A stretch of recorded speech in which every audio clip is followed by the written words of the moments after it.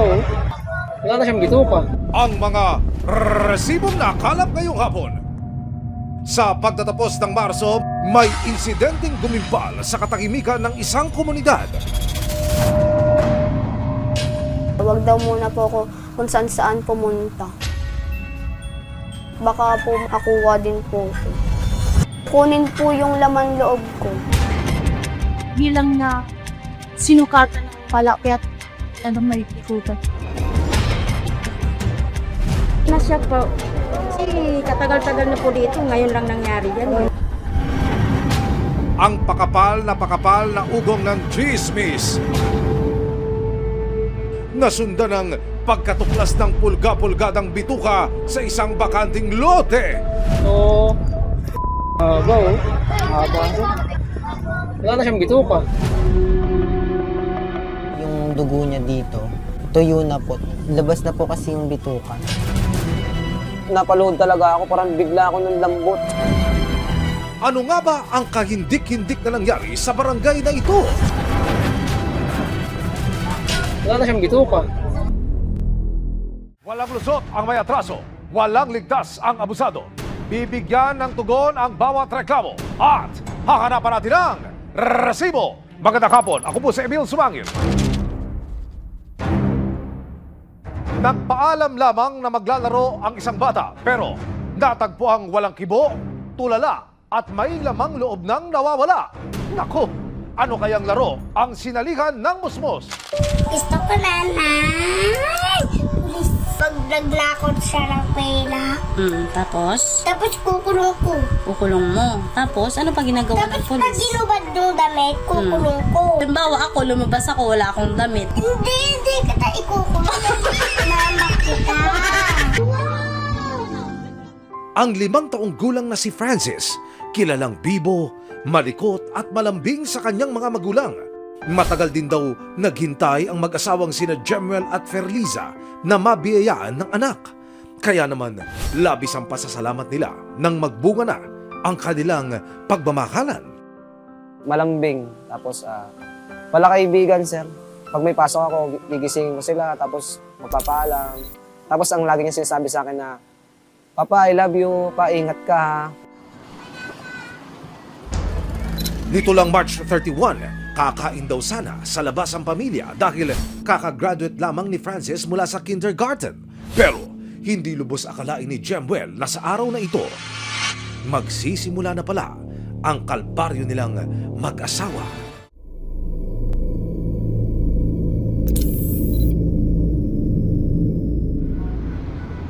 Sa Sitio Puting Bato, Barangay NBBS proper, Navotas City, may nangunguha raw ng lamang loob ng bata.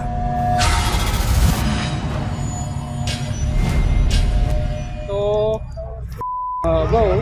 Haba siya. Sa bata ito. 5 taon pa lang. Wala na siyang bituka. Nagulat, na-alerto sa mga bata. Nung naano po narinig ko, para po ako, nung nasyak po, Huwag daw muna po ako kung saan pumunta. Baka po mahuli, makuha din po ko. Kunin po yung laman loob ko.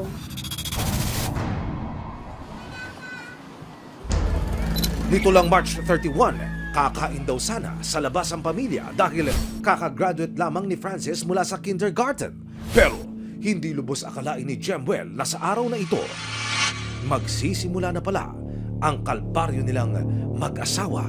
Alas 2 po, nagsabi sana, papahingin na ako 5, maglalaro lang daw sila. 3 lang po sila, magpipinsan ng gano'n. Bali, alas 3 po ng hapon, sabi ko sa asawa ko, magkasikaso na tayo. Para pagkuha ko ng sahod sa tutuban, ano na tayo? Sabi ng asawa ko, sige, asikaso na kami. Tawagin mo yung anak mo. Inikot ni Jemuel ang mga eskinita sa kanilang lugar pero lumipas na ang mahigit 1 oras, hindi pa rin daw niya makita si Francis. Hinarap ko. Alas 3, umabot alas 4. Sabi ko sa asawa ko, inikot ko na lahat ng ng Puting Bato tsaka Santo Niño, wala eh. Kumbaga kampante pa, kumbaga normal lang sa amin. Tapos ngayon umabot yung alas 5, ang dami na po naghahanap. Marami siyang kaibigan, mga bata eh. Francis! Nagimbal ang Sitio Puting Bato nang mawala ang 5 taong gulang na si Francis. 5 oras na ang lumipas mula nang magpaalam ang bata na maglalaro lamang kasama ang mga pinsan.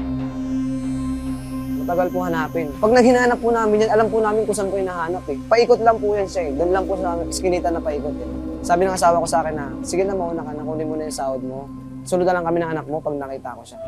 Pero bandang alas 5:30 ng hapon nang makuha na ni Jemuel ang kanyang sweldo na pangkainsanan nilang pamilya sa labas, nakatanggap na siya ng masamang balita. Nag-chat yung asawa ko sa akin na na mahal yung anak mo. Sabi ko, anong nangyari sa anak mo? Tapos may nag-send ng picture. Yung picture niya po na sinend, yung anak ko nga po, sabi, nanlumo talaga ako nun, sir. Yung anak ko. Sabi ko, tayo uuwi na ako, yung anak ko, uuwi na ako. Sabi ko, ano nga, kumalma ka muna, baka ano mangyari sa'yo. Tayo yung anak ko, hindi ko alam na aksidente o ano. Ang musmos na si Francis natagpuan sa isang lote na may gilid sa leeg, mga saksak sa tiyan at mga black eye. Natunton ng resibo ang 10 taong gulang na si Leo. Hindi niya tunay na pangalan. Isa siya sa mga tumulong na maganap kay Francis. Sa unang pagkakataon, ikinwento ni Leo kung paano niya naabutan ng biktima na nakaupo sa isang gilid at walang imik. Nagagarter po kasi kami nun sa looban. Lumapit po yung mama ni Francis sa akin. Kapag nakita daw po namin, sabihin daw po agad namin. Tapos naisipan ko po na sumilip dun sa kabilang pader. Nakita ko po yung bata. Crack po yung ulo niya, tapos lumulobo po yung mata niya. Wala po dong ibang tao, si Francis lang po yung nakita ko. Hindi po siya nagsasalita, nakadilat po siya. Tapos nakita ko lang po yung ulo niya may crack. Pagkakita sa kalagayan ni Francis, agad na raw pinuntahan ni Leo ang tiyuhin ng biktima. Tinuro ni Popoy sa resibo ang lugar kung saan niya nakita ang kanyang pamangkin. Pagkaakit ko po dito, dinumiretso na po ako talon, tapos tumakbo ako papunta kay Francis. Kinakit ko na po siya, tapos nagpatulong po ako magpaakit dito para madala ko siya sa ospital. Tuliro at hindi raw makausap ang bata nang humarap sa kanya. Laking gulat din ni Popoy nang makita ang mga saksak na natamo ng musmos. Sinabi ko sa kanya, Francis, sino gumawa sa'yo neto? Tapos wala po siya talagang imik, nakatitig lang po siya sa akin. Ang dungis niya po kasi nun eh. Parang may tama po dito, tapos may ang laki ng bukol, tapos may black eye po dito sa mata. Labas na po kasi yung bituka. Kinabahan po agad ako, parang nawalan ako ng pag-asa na mabubuhay po si Francis. Agad na isinugod sa Tondo Medical Center si Francis. Pinahintulutan kami ng Tondo Medical Center na makapareham ang doktor ni Francis. Buhay ang bata pero nasa kritikal na kondisyon. Nang suriin, natuklasan ng mga doktor na wala ng small intestine o bituka ang bata. Yung lagay niya na yun talagang nasa critical na kalagayan. May suspected kami na traumatic brain injury. May mga pagpapasaho siya dito sa mukha, sa paligid ng mata niya. No? Tapos may hiwa po siya dito sa leeg.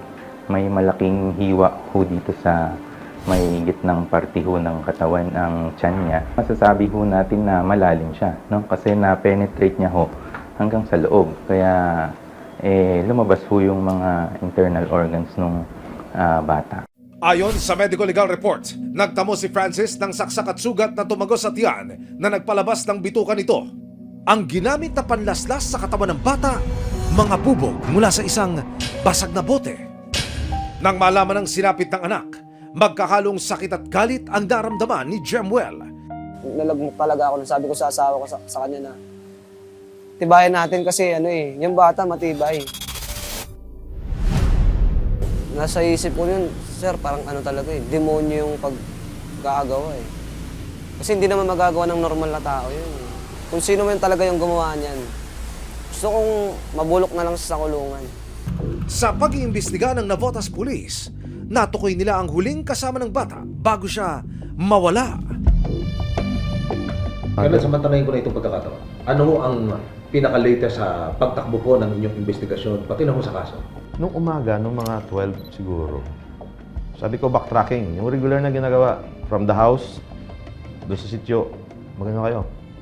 Check kung ano yung CCTV, tanong, hanggang sa kalsada, doon sa may tindahan, that's the time nagkaroon kami ng lead kung sino ang kasama ng mga bata.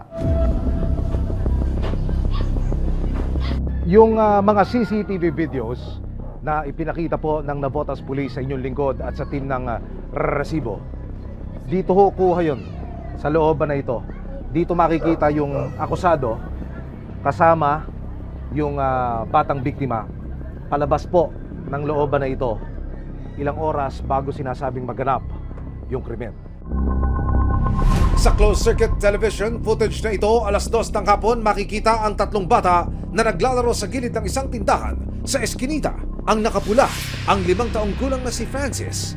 Maya-maya pa, lumapit ang isang lalaki na nakasuot ng berdeng damit. May binili ito sa tindahan habang kinakausap ang mga bata. Naglakad na ang lalaki, nakabuntot sa kanya ang mga bata, kabilang si Francis. Mula po sa loobang ito kung saan nakuna ng CCTV ang akusado at ang biktima, dadalhin ko kayo mismo doon sa tinatawag na crime scene. Ilang hakbang lamang po ang layo nito mula sa looban at ang binabanggit sa investigasyon sa kabila po ng pader na ito. Diyan sa lugar na yan, nadiskubre ng ilang mga bata yung biktima na ayon ho sa ating pagtatanong parang unconscious, nakatitig lamang. Yun po ang naging punto para makahingi ng tulong ang komunidad, ang barangay sa pulisya para ho ma-address kaagad ang problema at maitakbo kaagad sa pagamutan itong biktima. At yun ho ngayon ang subject ng isang mas pinalalim pang pagsisiyasat ng Navotas Police. Nakakuha ang resibo ng iba pang mga CCTV na maaring magsilbing ebidensya sa insidente. 15 minuto bago mag-alas 3 ng hapon, mahigit kalahating oras mula nang sumama si Francis sa lalaking nakaberde. Makikita ang lalaki na umakyat sa rampa ng kalsada. Ang lalaki na naglakad sa isang highway, tumawid sa kabilang bahagi ng kalsada at para bang may dinudura.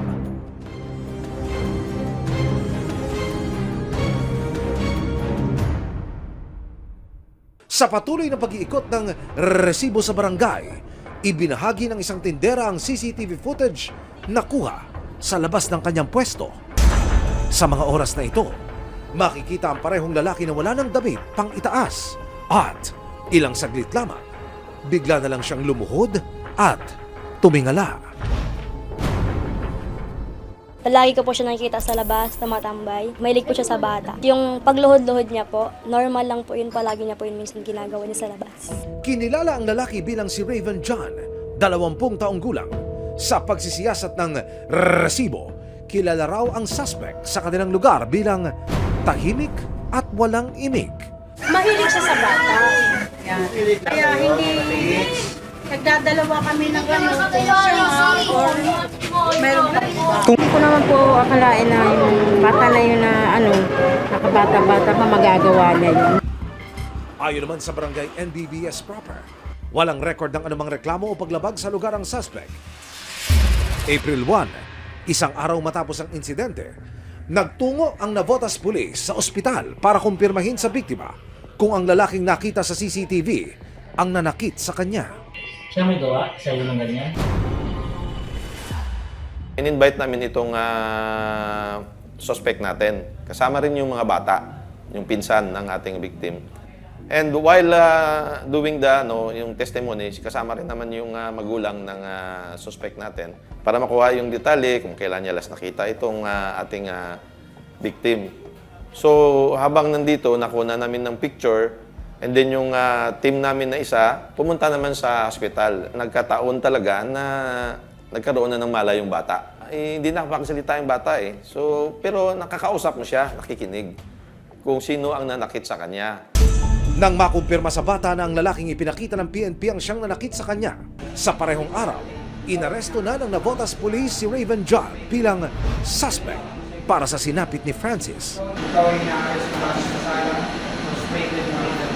Ikaw ay may karapatan ng makinig sa walang tulog. Naman kung sabihin ay maaaring malimit naman po sa kahit anong tulog. Naintindihan mo ba ang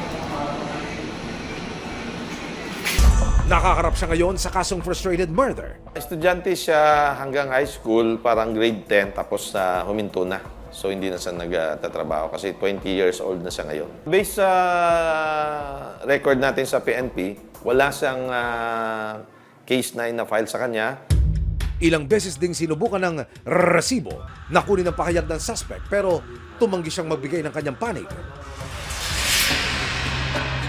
Humarap sa resibo ang nanay ng suspect. Nanindigan siyang inosente ang kanyang anak habang walang matibay na ebidensyang makapagtuturo na siya ang may sala. Hanggat na may depensa yung anak ko at magpapatunay na wala siyang kasalanan, sa ngayon pa naman naglilitis pa naman ng kaso kung ano talaga yung tunay nangyari. Naghahanap din kami ng kasagutan sa mga bagay na yun. Pero makikipagkooperasyon kami kung kailangan magbibigay na kung ano mang maging resulta ng paglilitis sa kanyang kaso. Depensa rin niya, 5 taon nang may iniindang kondisyon sa pag-iisip ang anak. Hindi po yan nananakit po talaga ng bata. Kayo ho ba'y naniniwala na involved siya rito sa kaso na ito? Hindi po ako naniniwala sa ganong unless po yung CCTV po na footage na nakita doon. Appearance lang po. Wala naman po violente siya yung ginagawa na hinihila niya yung bata o sinasaktan niya. Kasi napakalambing po talaga niyan sa mga bata. Mahilig po talaga makipaglaro. Sa kabila ng meron siyang mental health condition, hindi po talaga siya nananakit. Sa ngayon, wala pang opisyal na dokumentong ibinigay sa resibo na magpapatunay sa depensa ng ina ng suspect. Ano may papel kang hawak, ma'am? Meron po kami, pero sa ano po kasi yung ganong sistema ng anak ko, nasa priblihe po yung ano. Okay.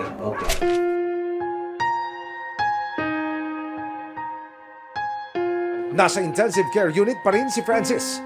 Nakatubo at patuloy na lumalaban para mabuhay.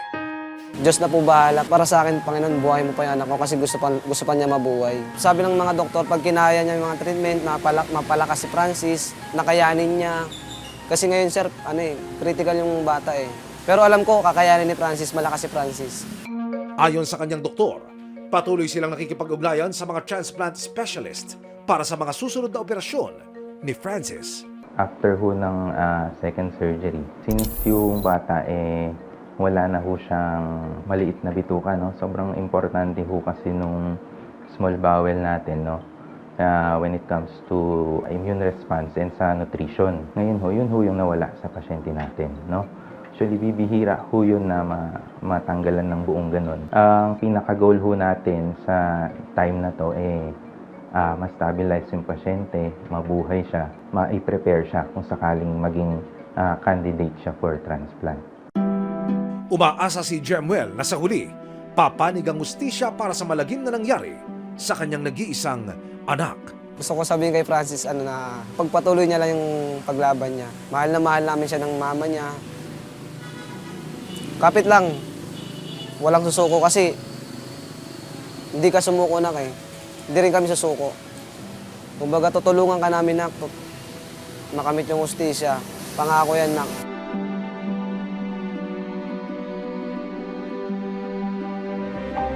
Kung sino man ang nais mag-abot ng tulong sa pamilya ni Francis para sa mahaba pa niyang gamutan sa ospital, maaari kayong magpadala sa account na ito.